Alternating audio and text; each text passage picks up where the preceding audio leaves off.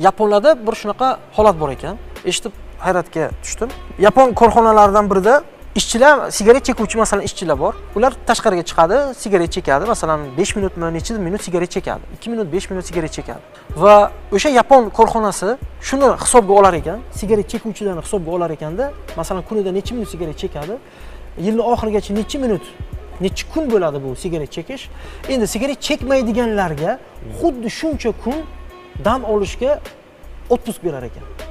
Ya'ni bunda o'sha adolatni ko'rsa bo'ladi. Bularga o'sha 5 minutdan sigaret chekishga vaqt sarflanyapti. Yil davomida agar har kuni shunaqa chekadigan bo'lsa, nechidir kun bo'lib ketadi. Xuddi shuncha kun sigaret chekmaydiganlarga ishladi-ku ular.